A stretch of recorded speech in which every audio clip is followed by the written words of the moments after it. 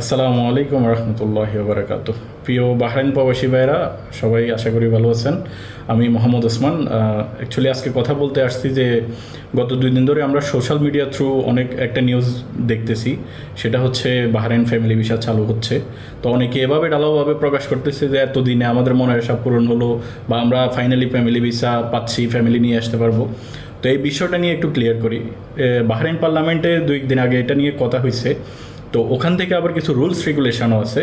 সেই রুলসগুলোর মধ্যে সবথেকে হার্ড যে রুলসটা, সেটা হচ্ছে প্রত্যেকটা ব্যক্তি যদি ফ্যামিলি ভিসা আনতে হয় মিনিমাম 1000 দিনার স্যালারি শো করতে হবে। আমি আবারও বলছি, মিনিমাম 1000 দিনার স্যালারি শো করতে হবে। তো অ্যাকচুয়ালি বাংলাদেশিদের মধ্যে বাহরাইনে কয়জন আছে যে লিগেলি 1000 দিনার ইনকাম করতেছে? তো এটা হচ্ছে আমাদেরকে ফ্যামিলি ভিসা না দেওয়ার একটা মানে চক্র বলা যায়, বা একটা চক্রান্ত বলা যায়, ঠিক আছে? তো 1000 দিনার তো বাহরাইনে বাংলাদেশিদের মধ্যে আমার মনে হয় না কেউ লিগেলি কামাচ্ছে, ইনকাম করছে।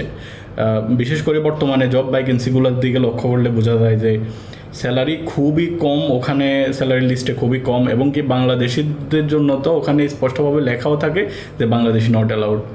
আসলে আমরা বাংলাদেশি তো এমন এক পর্যায়ে পড়ছি যে আমরা কোনো সুবিধাই বর্তমানে বাহরাইন থেকে পাচ্ছি না।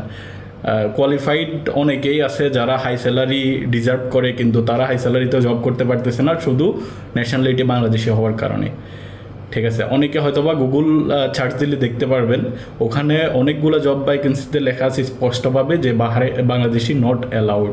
তো তাহলে আমরা যাব কোথায়? এখন অনেকেরই আশা ভরসা ছিল যে ফ্যামিলি ভিসা চালু হবে, ফ্যামিলি নিয়ে আসবে, ঠিক আছে? অনেকেই এই স্বপ্ন নিয়ে বসে আছে, অনেক ভালো ভালো ব্যবসায়ী আছে, অনেক চাকরিজীবী আছে, বা আমাদের মতো সাধারণ যারা, তারাও একটা স্বপ্ন দেখছি।